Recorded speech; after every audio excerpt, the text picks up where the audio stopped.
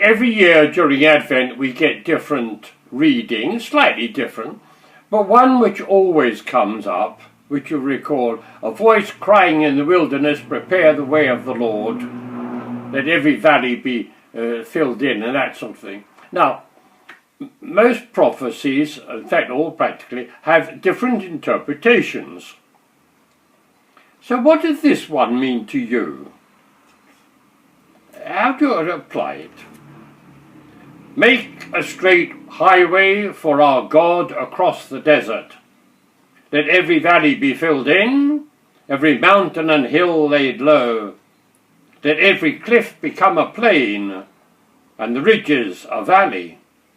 And then the glory of the Lord will be revealed. What does it mean? Does that mean put your life in order? Smooth it out.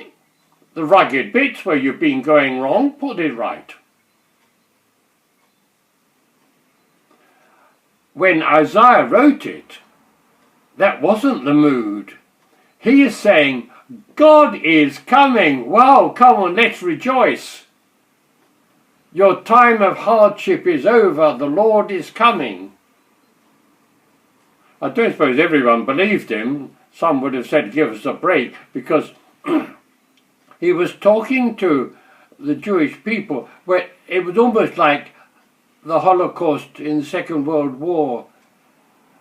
The race was being wiped out. There was no hope. And here he's saying, and when he says fill in the valleys and so on, he's not saying get down and do the hard work.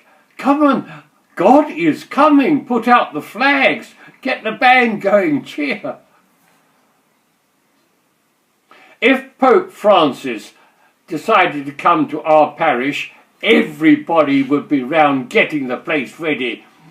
Not to impress him particularly. Just, that's part of, he's coming.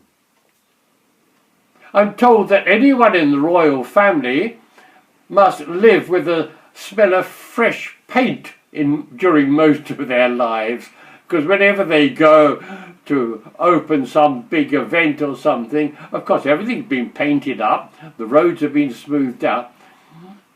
It's not to impress, it's just we do. And this is exactly what Isaiah is saying. God is coming, clear the road.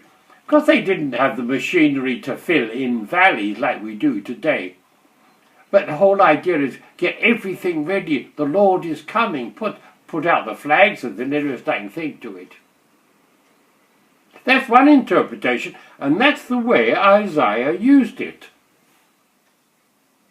Now, John the Baptist used the same text. Well, obviously, it says, a voice crying in the wilderness, prepare a way of the Lord. Well, he realized that his vocation was to prepare for the coming of Christ.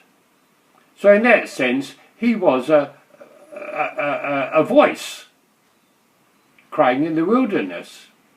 Now, what was the wilderness? He actually lived in a wilderness, but it may be among people who are lost. And so he said, get your life ready. And it's slightly fierce. People came and repented of what was wrong. The axe is laid to the root of the tree, he said, and if it's a bad tree, it will be thrown in the fire and burnt. The good tree will be saved. The Messiah will come and sort out the chaff from the wheat. All right, if you're wheat, but get rid of the chaff, the bits in your life which are not right. And people came, and the whole meaning of baptism was to wash away things which are wrong.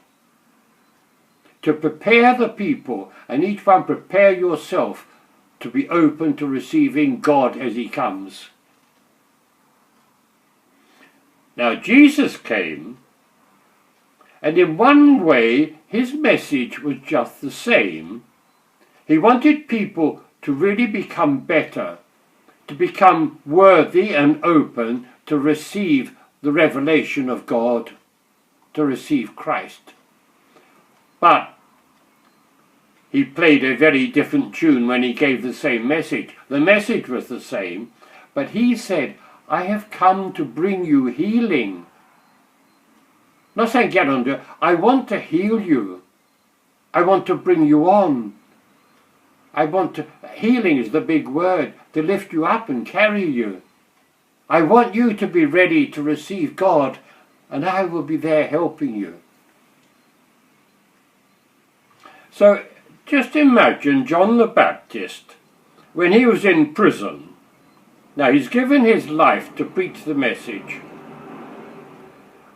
His whole life is to serve God. He's in prison for that. And a little later he's going to be killed for that.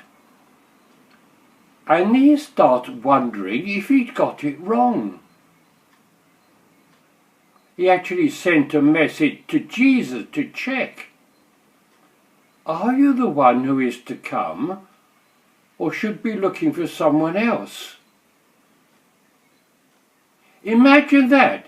He's given his whole life, and now at the crucial moment, he's beginning to wonder, almost to doubt, what he must have felt like.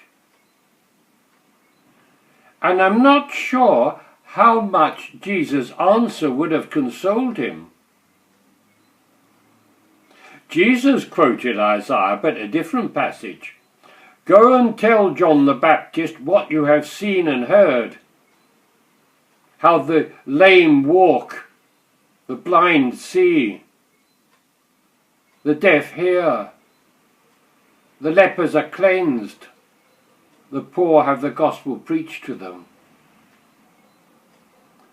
In other words, yes, I want people to become better, but I will be walking with them.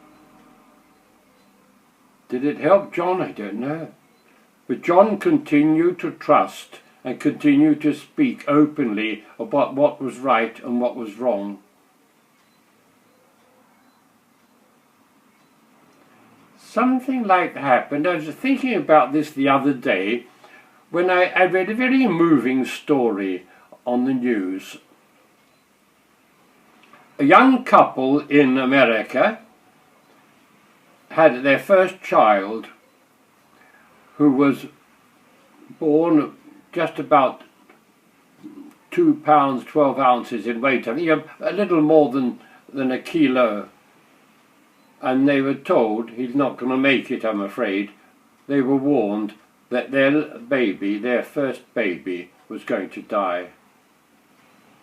They stayed with him in the hospital, and a week later he really took a turn for the worse, and it was suggested, and they managed to get an airlift for the baby and his mother, Melissa, to go to Aurora in Colorado, about 300 miles from where they lived. Alone in a place they knew no one in Aurora, and their baby desperately ill at the hospital where they went. Now, Melissa, the mother, was a policewoman in a small town, and one of her colleagues wrote to the police department in Aurora, where they'd gone, and the reaction of that police department was fantastic.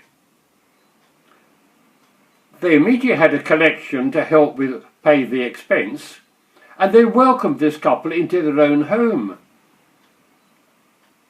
Oh, it's still hard wondering about their child. Oh, but what a comfort, someone to talk to, someone who supported them. Gradually the child did get better, but was in that hospital for 4.5 months.